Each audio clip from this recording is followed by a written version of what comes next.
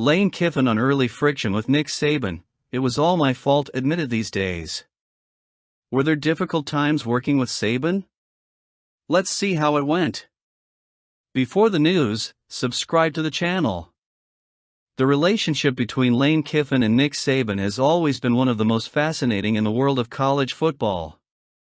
Now, years after his departure from Alabama, Kiffin has decided to open up about the early friction with Saban and how that experience shaped his career. In a candid interview with This Past Weekend with Theo Vaughn, Kiffin admitted something few would expect: "It was all my fault." This statement is a mature acknowledgement of how he, at the time still young and inexperienced as an assistant, did not immediately understand Saban's unique leadership style. Kiffin compared his time at Alabama to a parent-child relationship, which many might see as a bold metaphor but makes perfect sense given the dynamic between the two coaches. When you're young, you might see criticism or strictness from your parents as unfair, until you realize as an adult that they were right about a lot of things.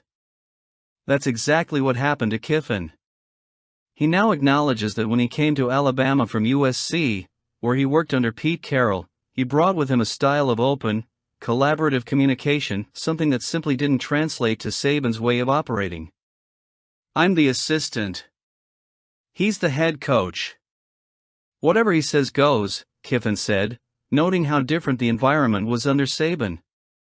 There was no room for discussion or questioning the process. It was a rigid structure, where his way was the only accepted way. And Kiffin, accustomed to Carroll's flexibility, needed time to adjust to this new environment. That initial adjustment period was not without friction, but looking back, Kiffin takes full responsibility. "It took a while," he said, acknowledging that it took him a while to understand the unspoken rules of that relationship. Kiffin also revealed another intriguing aspect of working with Saban: the so-called relief syndrome. For those unfamiliar with the term, it's a psychological phenomenon in which people relax or let their guard down after achieving significant success. Saban, known for his obsession with perfection, was well aware of this risk and deliberately acted to combat it. Even when the team was winning big games or coaching at a high level, Saban would not hesitate to get tough with his assistants and players. "He'd come in and just destroy us," Kiffin said, explaining that this was because Saban knew that any sign of complacency could lead to relaxation. This ruthless mindset, while disconcerting at first, ended up being one of the biggest lessons Kiffin took away. He learned that success is not a destination, but an ongoing process. And most importantly, he understood that the role of a leader, whether a parent, coach or boss, is not always to be liked, but to ensure that everyone is aligned with the ultimate goal. In Saban's case, that goal is nothing less than absolute excellence. Today, as head coach at Ole Miss, Kiffin carries those lessons with him. He admits that at the time he didn't fully understand Saban's method, but now, with more maturity and experience, he can appreciate the value of that experience. "He was right about most things," Kiffin said, displaying a humility that might have been hard to imagine in his younger, more impulsive years. The interview serves as a powerful reminder that professional relationships, no matter how difficult they may seem at the time, often have a lasting impact. For Kiffin, working with Saban was both a challenge and a training ground for becoming the coach he is today. And as he continues to build his own legacy at Ole Miss, it's clear that Saban's DNA still runs through his veins, even if it took time and reflection to recognize that. The story of Kiffin and Saban is an example of how personal and professional growth often comes with friction and adjustment. And as Kiffin summed up, sometimes it's necessary to look back and take responsibility for one's mistakes in order to move forward with clarity and purpose. Let's move forward.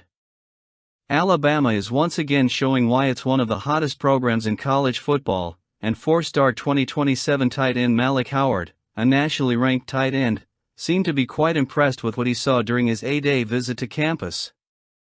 The event, known for being a powerful showcase of the Crimson Tide's winning culture, left a significant impression on the young Tennessee player. And with the way things are shaping up, Alabama is emerging as a strong candidate to secure Howard's commitment in the future. The visit to Alabama was, in Howard's own words, great, not just for him, but for his family as well. That family aspect is something the Crimson Tide has always emphasized in its recruiting efforts. Treating players and their families with care and professionalism is part of the program's identity. Howard was vocal in his praise of the way Alabama runs its operations. They showed us a lot of care. I really like the way they operate. Everything there is very professional and they treat the players like professionals. That positive impression could make a huge difference in the decision-making process for a recruit as young and talented as Howard. But what really stands out to Malik Howard about Alabama is the program's strategic vision for the tight end position. In recent years, the Crimson Tide have evolved the way they utilize their tight ends, integrating them creatively and effectively into the passing game while still valuing their contributions on the ground. That all-around approach seems to align perfectly with the skill set of Howard, who describes himself as a do-it-all guy. He's exactly the type of player Alabama is looking for, someone who can block against bigger defenders at the line of scrimmage while also being a reliable receiving threat who can beat linebackers, safeties, and even cornerbacks in coverage. Howard already has the ideal physique for the position and demonstrates a level of versatility that few players his age can muster. He's not just a traditional blocker or a specialized receiver, he's both, and that rare combination is sure to draw attention from elite schools like Alabama, Miami, Tennessee, and Florida State, all of which have already been on the tight ends list of offers. However, what puts Alabama ahead of the curve in this race is the clear direction the program is taking at the tight end position. Howard noted this during his visit. They're really starting to use their tight ends in different ways and are looking to keep multiple tight ends on the field, so it seems like they could have some great production at the position with the right players. This observation is crucial, as it shows that Howard not only sees an opportunity to play at Alabama, but also to thrive within a system that maximizes his skills. Furthermore, the timing of this visit is strategic. Alabama is investing heavily in the 2026 and 2027 recruiting class, especially at key positions like tight end. Howard knows the Crimson Tide are looking for the best prospects available, and he certainly fits that bill. Offered by Alabama back in February, the young player has had months to reflect on what the program represents and how he fits into that landscape. Now, after his 8-day experience, it's clear that the care and structure offered by Alabama has left a lasting impression. Other schools are in the mix, and he has time to carefully evaluate his options. But considering the impact Alabama has had on him and his family, it would be hard to bet against the Tide as a heavy favorite to earn his commitment. If current trends are any indication, Malik Howard could very well be the next big name to wear an Alabama uniform and perhaps even make his mark as one of the most complete tight ends in program history. Let's get to it. The recent news that four-star quarterback Derek Zamet, a 2026 class, has chosen to commit to Washington over Alabama, Syracuse, and Mississippi State has brought some serious thought to the program's present and future. But as any Crimson Tide fan knows, one bump in the road never ends a Giants' journey. A promising talent from DePaul Catholic High School in Wayne, New Jersey, Derek Zamet is the kind of player that makes any coach's eyes light up. Zamet combines a strong arm with mobility, traits that make him a versatile quarterback who can throw on the move and improvise when needed. Last season, he posted impressive numbers: 2,582 passing yards, 35 passing touchdowns, only 4 interceptions, and 560 yards and 6 rushing touchdowns.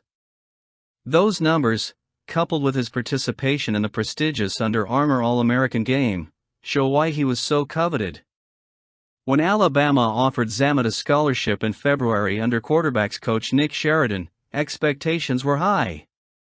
"It's obviously a powerhouse and an incredible place," Zamet said at the time, expressing excitement about the prospect of visiting Tuscaloosa. The Crimson Tide's offer, the first for a New Jersey quarterback since 2018, was a recognition of Zamet's potential to shine in the SEC, a conference where only the best survive. Zamet's decision to choose Washington, announced Saturday, should not be seen as a defeat for Alabama but rather as a reminder of the competitiveness of modern recruiting. Washington, now led by Jedd Fisch, who has roots in New Jersey, has done an exceptional job of landing Zamet. Fish's personal connection to the region, coupled with the quarterback's unofficial visit to the Huskies campus in early April, appeared to play a role in the choice. "Ultimately, my heart led me to Washington," Zamet said, according to Jersey Sports Zone, noting the relationship he has built with Fish and his coaching staff. For Tide fans, it's natural to feel a pang of disappointment, especially since Alabama still doesn't have a quarterback committed in the 2026 class. But the Crimson Tide's history is built on resilience, and Kalen DeBoer knows that recruiting is a game of patience and strategy. The context of Alabama's quarterback room helps explain why pursuing a talent like Zamet was so important, but also why the program is well positioned even without a commitment in the 2026 class so far.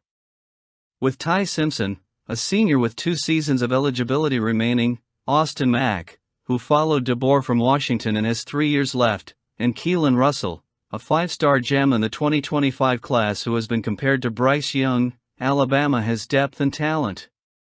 Zamet, in considering the Crimson Tide, acknowledged that reality, "Anywhere these days, you're going to have to compete for a spot," he told the Tuscaloosa News. His decision to choose Washington reflects less of a rejection of Alabama and more of a confidence in a path where he can play a prominent role sooner. For DeBoer, who brought a dynamic offensive system from Washington, the absence of a quarterback in the 2026 class is only a temporary challenge. The coach has proven his ability to attract talent, as evidenced by his success with Russell, and Alabama remains a dream destination for young athletes. The offer to Zamet was not made in haste. According to his high school coach, Nick Campanile, Alabama did its homework, consulting with other coaches and carefully evaluating the quarterback before extending the scholarship. That thoroughness is a sign that the Crimson Tide is not just looking for any player, but someone who fits DeBoer's culture and vision. With the 2026 class still in formation, Alabama has time to look for other elite quarterbacks. And there are plenty of good QBs already on the team. Russell, does anyone remember this guy? So maybe we don't have to worry too much. Let us know what you think.